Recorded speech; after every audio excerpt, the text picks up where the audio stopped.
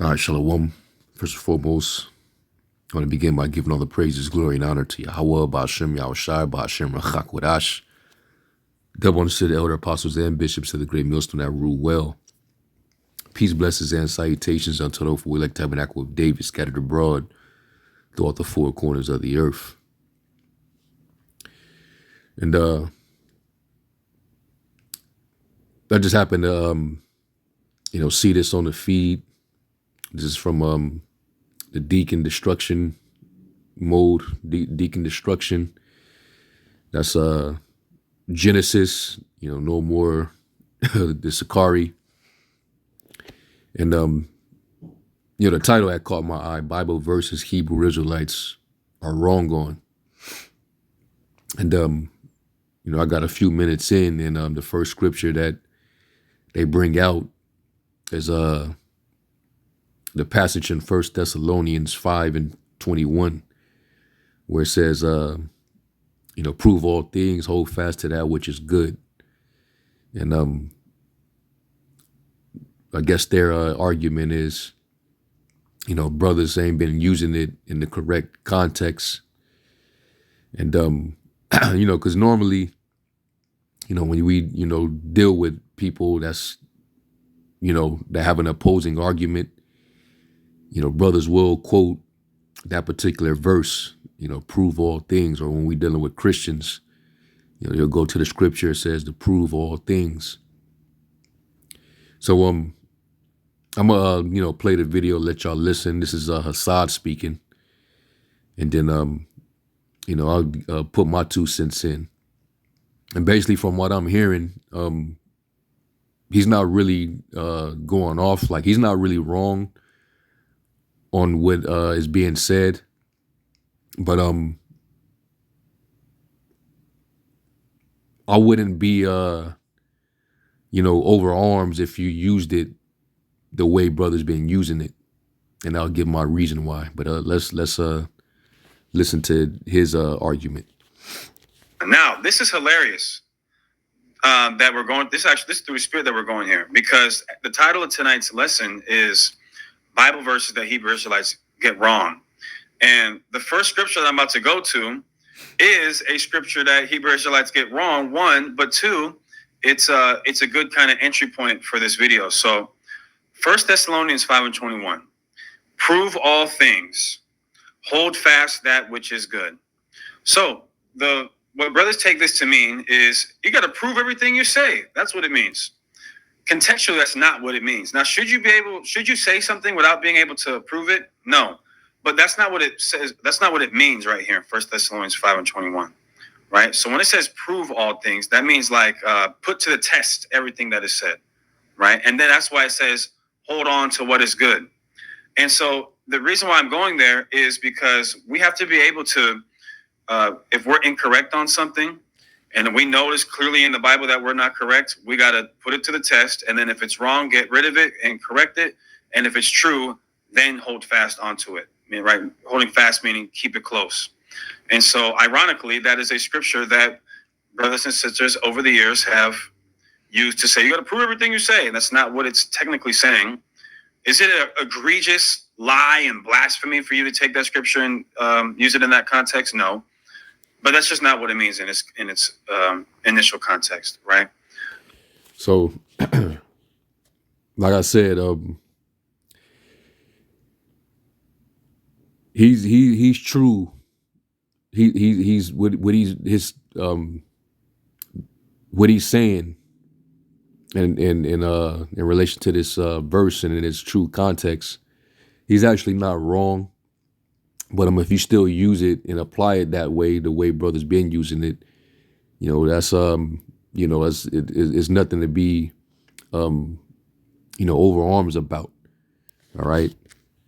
Now, you can even go to the other translations and just to see. Let me go to it.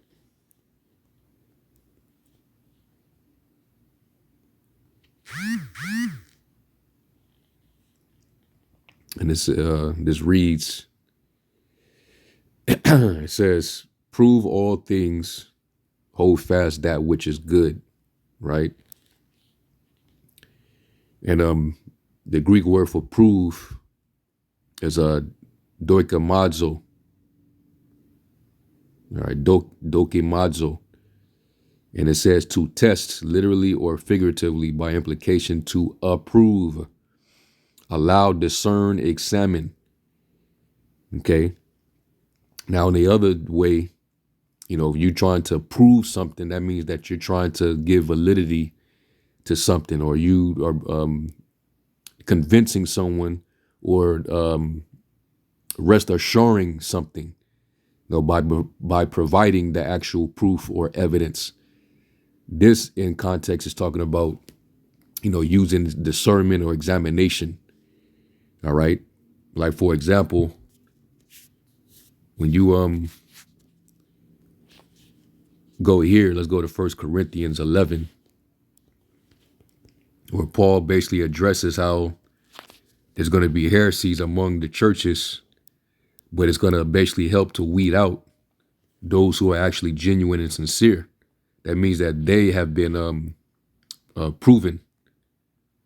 They've been tested out. 1 Corinthians 11, and I'll start at 17. It says, now in this that I declare unto you, I praise you not, that you come together, that for the better, but for the worse. For first of all, when you come together in the church, I hear that there be divisions among you, and I partly believe it. For there must be also heresies among you, that they which are approved may be made manifest among you. All right. Now, what does this mean? That, there's divisions based on what? Based on the doctrine. You have some people in the church that they're going to give heed to seducing spirits, teaching doctrines of devils. You're going to have people coming with different breakdowns in the same church. And it's going to divide the people up. Those who actually stay true to the established doctrine, with all this going on in the church, that's going to prove that those individuals are genuine. Or they're not being moved to and fro. So that actually is what proves them. You didn't get moved and swept, by that seducing spirit that went throughout the church. All right. You go here, and it says, I'll read it. I'll read the NIV one. It says, no doubt there have to be differences among you to show which of you have the Most High's approval. See that? The ESV, it says, for there must be factions among you in order that those who are genuine among you may be recognized. It's going to basically weed out the real from the fake. Those who really don't have foundation versus those whose foundation is rooted. Their faith is rooted and built.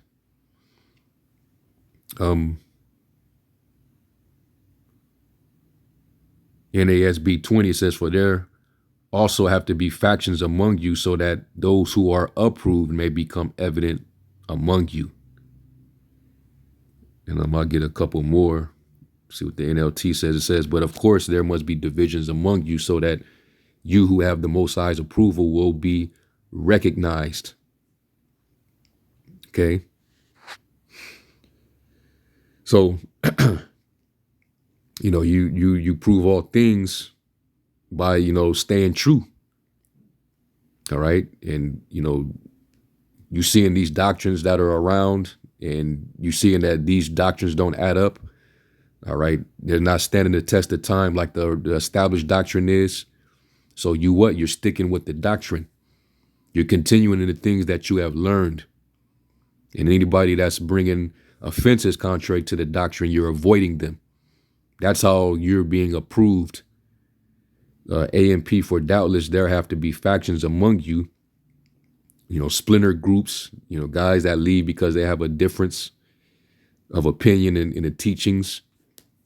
It says so that Those who are of approved character may be clearly recognized among you.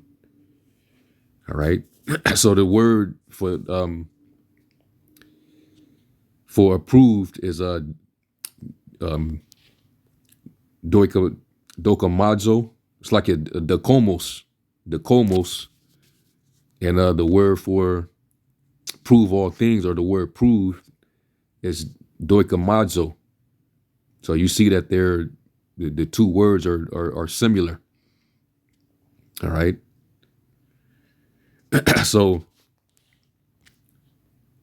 prove all things, man. And then it made me think about another scripture in the Apocrypha, and it's concerning your own soul.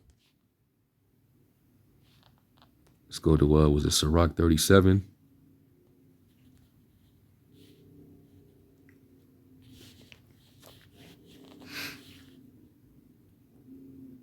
Yeah, this is Sirach 37 and 27. It says, my son, prove thy soul in thy life, and see what is evil for it, and give not that unto it. You know, anything that's going to cause your soul to stumble, anything that's going to be a stumbling block to it, you test it out. And if it appears that way, don't give yourself to it. Right? Not a seducing spirit, teaching another doctrine, anything that's tempting, any temptation, don't give into it. So you prove yourself, you put yourself to the test. It says, for all things are not profitable for all men, neither have every soul pleasure in everything. That's why Paul said, all things may be lawful, but all things are not expedient. All things may be lawful, but they're not, profitable to you. Because even if something is lawful, it could become a snare to you if you're not careful. So, you want to be battle tested, to be able to overcome certain things that can be a snare to others. That way you're approved in the sight of the Lord. Idols was always used to put Jake to the test. Like, for example, when you go back in time, in the time of the judges, you had times when the Lord would leave the nations among us, and they would become a stumbling block just to test Jake. Let me see if I can find it.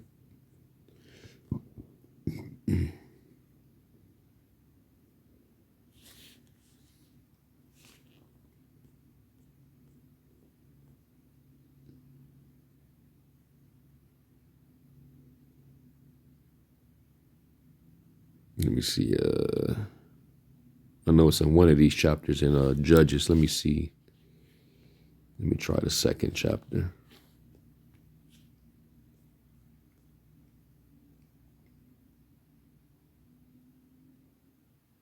Yep. This is Judges 2 in verse I'll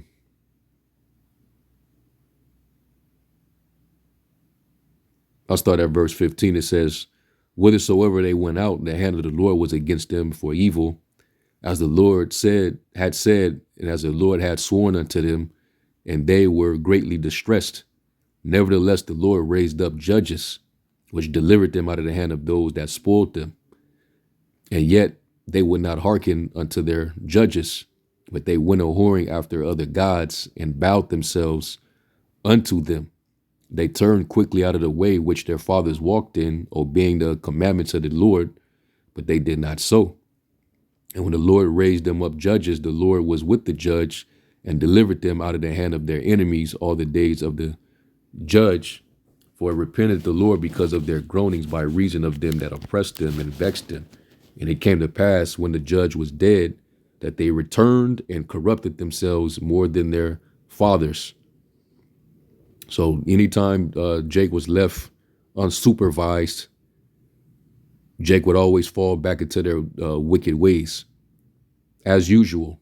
Jake is, they're that's why they're called children, you know, because you leave them to themselves, they will become self-willed. So Jake always needed leaders. They always needed guidance. Or they fall right back into their sinful ways. It says, in following other gods to serve them and to bow down unto them, they cease not from their own doings, nor from their stubborn way. It says, and the anger of the Lord was hot against Israel, and he said, because that this people have transgressed my covenant, which I commanded their fathers, and have not hearkened to my voice, I also will not henceforth drive out any from before them of the nations which Joshua left when he died. And during his time, the Lord said that any of these nations that are, left among us, their idols would be like a thorn. It would be as a snare and as a thorn.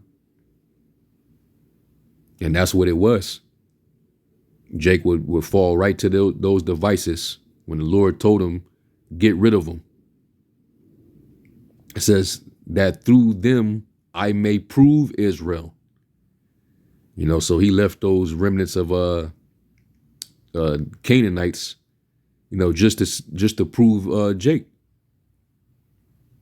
And as we all saw, Jake kept failing the test. All right, it says that through them I may prove Israel whether they will keep the way of the Lord to walk therein, as their fathers did keep it, or not. Therefore the Lord left those nations without driving them out hastily, neither delivered he them into the hand of Joshua. And let's see what that word prove mean right here. The word is nasa. And it says to test, try, prove, tempt. Let's say put to the proof or test. Okay. So going back here, prove all things is from dokamazo. It means to test. By implication, to approve, allow, discern, examine. To test, examine, prove, scrutinize to see whether a thing is genuine or not, as metals. Okay, so you prove, everything around you. Okay, just like the Lord proves us. He puts us, to the test.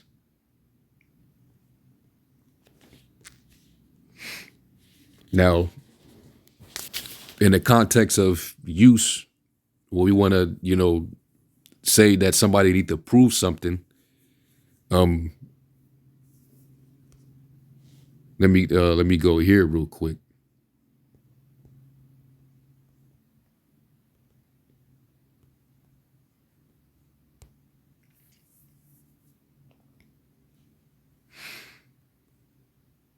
It's 2 Timothy 4:5. It says, but watch thou in all things, endure afflictions, do the work of an evangelist, make full proof of thy ministry. All right. Now, when you look up this word for full proof, it's a different word. And the word is Strong's G 4135. Pleiraphoreo. Pleiraphoreo. Pleiraphoreo. And it says to carry out fully in evidence, right? Like you're giving an evidence that, your ministry is thorough because you teaching sound doctrine, right? Your works are showing forth, right? You basically doing the things that you're supposed to be doing. You looking over the brothers, the flock that are among you. These are the different things that you're doing. It says, i.e. completely assure or convince, entirely accomplish, most surely believe, fully know, persuade, make full proof of. Basically what we're doing is giving the people assurance by what we're doing and what we're teaching. All right. So somebody that's if their ministry is thorough, then they got to show proof that their ministry is thorough, and that's by what you're teaching. Okay, we're supposed to be teaching sound doctrine, because like it says up above, you're going to have those who's not going to endure sound doctrine. All right, but after their own lust, they're going to heap to themselves teachers having itching ears, and shall turn away their ears from the truth, and that they shall be turned to fables. So we got to make full proof of our ministry by sticking fast to the truth, teaching rightly dividing the word of truth. That's why it says to study to show thyself approved unto the Most High, a workman that need not to be ashamed. And that word study in the Greek is I believe is spoudazo, which means to be diligent. All right. So if you still use it in the way that we normally use it, it's you can apply it that way, but this is the correct understanding of it. And Hassad is actually, he's on point with that. I'll give him that. And like the apostles always say, when you say something right, you break down things and there's validity to it. Just because we don't agree on different things, that don't mean that we're not going to give you credit or say that what you're saying is not the truth. If it's the truth, it's the truth. Because they'll accuse us because if a member of their group converse with a Christian and they say something that's wrong and the Christian corrects them, and we say that no, the Christian was right and you're wrong, see, you're siding with the Christian. They always siding with the Christians. That's not us siding with the Christian. That's just us standing on the truth. All right. So if you're wrong, then you're wrong. There's no respecter of persons. If you're right, then you're right. So I actually agree, okay, that when it says to prove all things, it's talking about, putting everything to the test. All right. And even the doctrine, because that's what the Church of Berea, that's what they were known to do. And that's why Paul gave them praise. They put everything he was saying to the test by searching the scriptures theyself.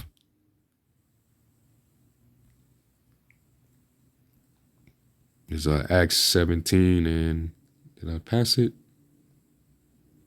Yeah, Acts 17 and 10, it says, and the brethren immediately sent away Paul and Silas by night unto Berea, who coming thither went into the synagogue of the Jews.